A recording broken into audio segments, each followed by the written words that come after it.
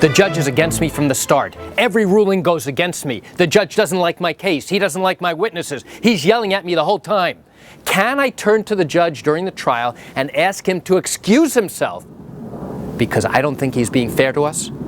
Can I do that? You want to know the answer? Come join me for a moment as I share with you some great information. Hi, I'm Gerry Oginski. I'm a New York medical malpractice and personal injury attorney practicing law here in the state of New York. Do you know how sometimes you meet somebody for the very first time and you don't know what it is, but you just don't click? And something about that interaction prevents them from getting to know you or getting to like you. That happens sometimes at court too.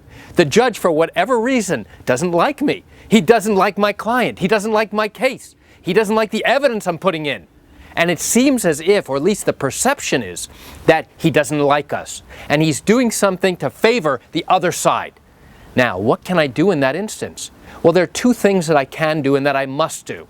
The very first thing that I have to do when I notice this occurring is that I have to make a record of every single thing that's going on in the courtroom. I have to make sure that everything that's going against me is properly recorded by the court reporter.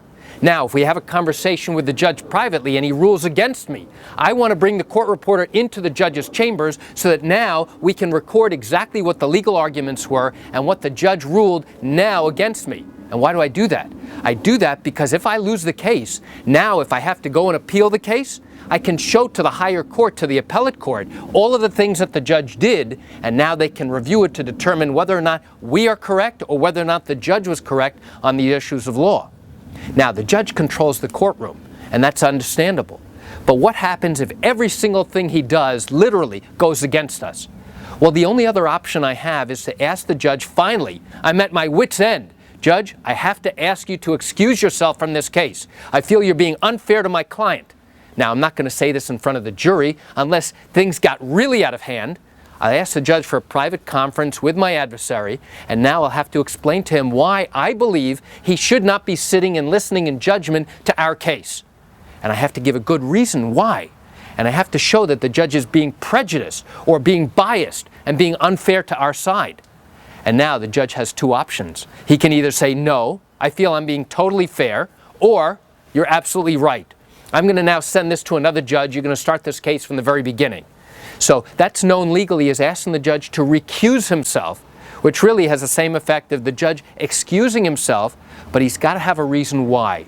And he's got to justify to his superiors why he's backing out of a case that he's already started.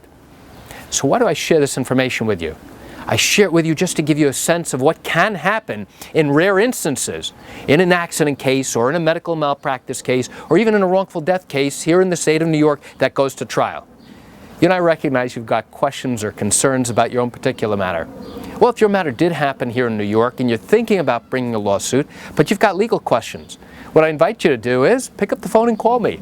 I can answer your legal questions. You know, this is something I do every single day, and I'd love to chat with you.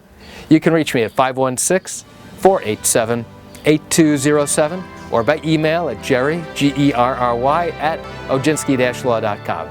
That's it for today's video. I'm Gerry Oginski. Have a wonderful day.